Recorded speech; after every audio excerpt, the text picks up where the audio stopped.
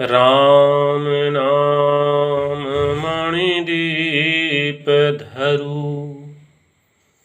जेहि देहरी द्वार। तुलसी भीतर बाहिर, जो चाहसी उजियार।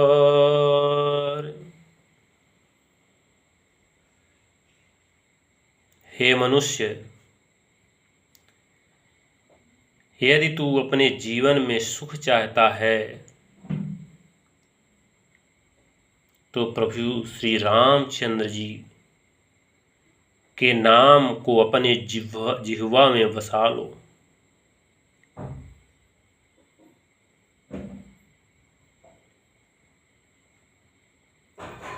भगवान श्री राम का नाम अंदर बाहर चारों तरफ से पवित्र करने वाला है, मोक्ष प्रदान करने वाला है।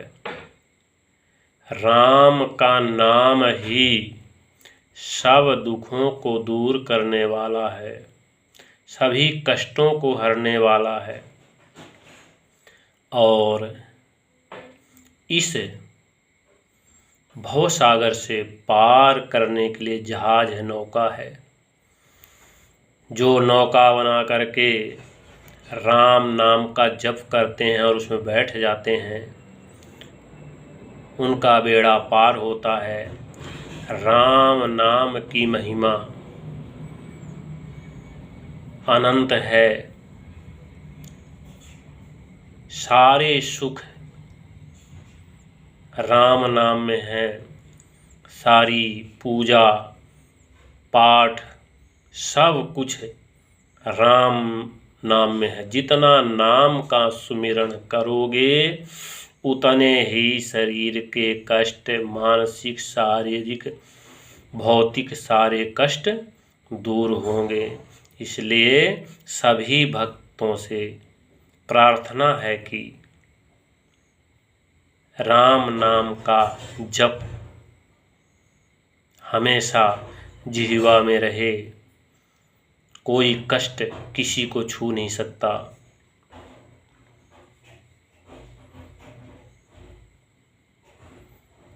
एक दंपत्ति गंगा जी से 10-12 किलोमीटर की दूरी में रहते थे। पत्नी जी ने कहा कि मैं तो हमेशा अकेले ही गंगा जी स्नान करके आती हूँ, स्वामी कभी आप भी गंगा जी में स्नान करके आइए, बड़ा सुख मिलेगा। पत्नी के रोज रोज कहने पर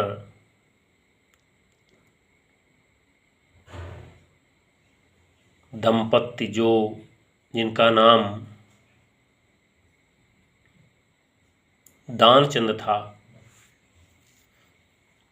वो गंगा जी स्नान के लिए चल दिए। गंगा जी में जाके देखा, गंगा जी में 10 किलोमीटर पैदल चल दिए। इतने लालची थे कि कहीं पैसा खर्च ना हो जाए, तो वो 10 किलोमीटर पैदल चल दिए। और वहाँ पहुँचे, देखा कि बड़ी भीड़ लगी है, वहाँ बहुत सारे पंडित बैठे हुए हैं, तो ये तो हमें लूट लेंगे। इधर स्नान करना, इस घाट में स्नान करना ठीक नहीं है। वो आगे चलते गए, देखा एक जगह है शमशान का किनारा, तो उन्होंने देखा वहाँ कोई नहीं है, तो वहाँ पे स्नान करने के लिए बोला ये जगह सही है, यहाँ ना कोई है, ना रुपया ना पैसा, कुछ देना नहीं पड़ेगा, तो यहीं पे स्नान कर लेता हूँ। उन्होंने कपड़ा उतारा, कपड़े उतार करके और जैसे ही डुबकी लगाया, भगवान भोलेनाथ आ गए विप्र रूप धर के, ब्राह्मण का रूप धर के, पंडित का रूप धारण करके उन्होंने कहा कि दानचंद, अब तो आपको यहाँ दान करना पड़ेगा। बोला, अरे आप कौन? बोला, मैं यहाँ का पंडित। बोला, अभी तो आप थे नहीं, अभी आप कहाँ से आ गए? बोला, हम तो कहीं भी आ जाते हैं, कहीं भी जा सकते हैं, आपको दान का संकल्प करना ही पड़ेगा।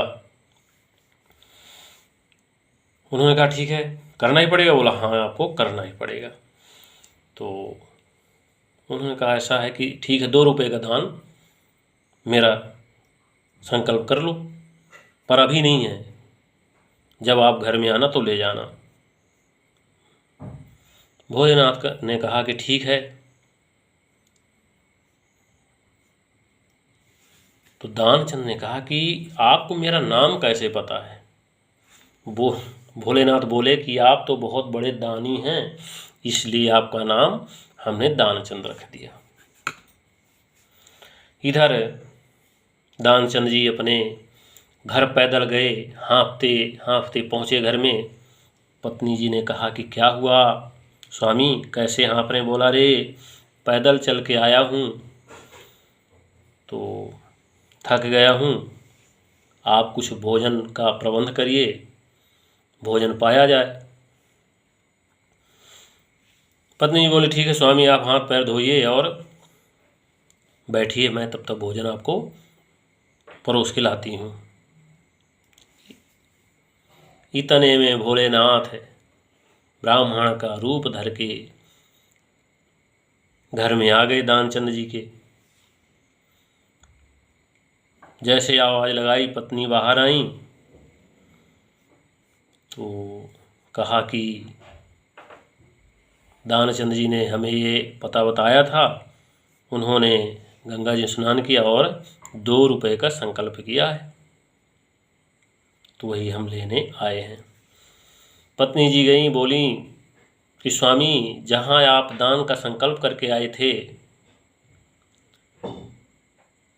वो विप्रवर पंडित जी आए हैं। उन्होंने कहा, अरे जल्दी जाओ जल्दी जाओ, कह दो कि वो बीमार है, बुखार है उसको। पत्नी आई, बोली, अभी तो बीमार हो गए हैं, आप बाद में आना।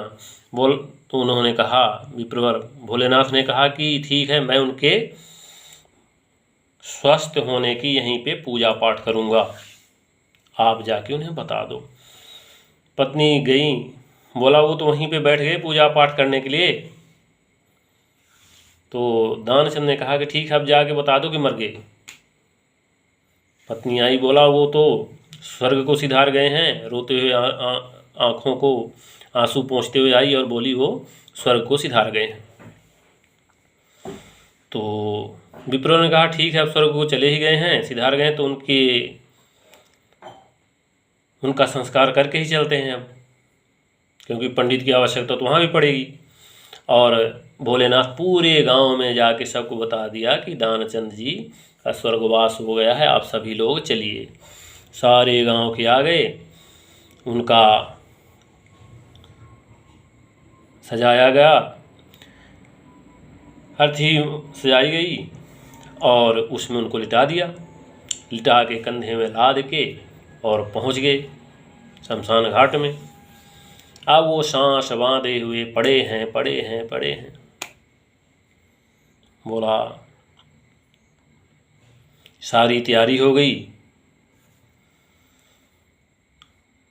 अब वो जाके धीरे से कान में भोलेनाथ जो विप्र ब्राह्मण बने हुए थे, उन्होंने कहा, दानचंद जी, उन्होंने एक आंख टेढ़ी करके देखा, बोला, अरे ये तो वही पंडित है जो वहाँ गंगा जी के किनारे मिला था।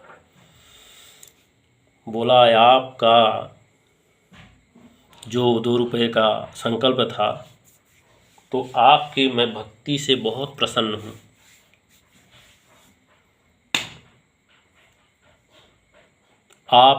मैं भगवान हूँ, आप मुझसे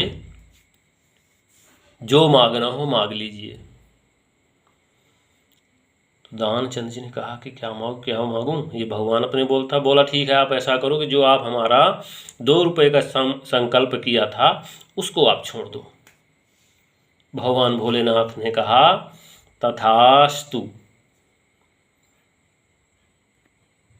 तो भोले बाबा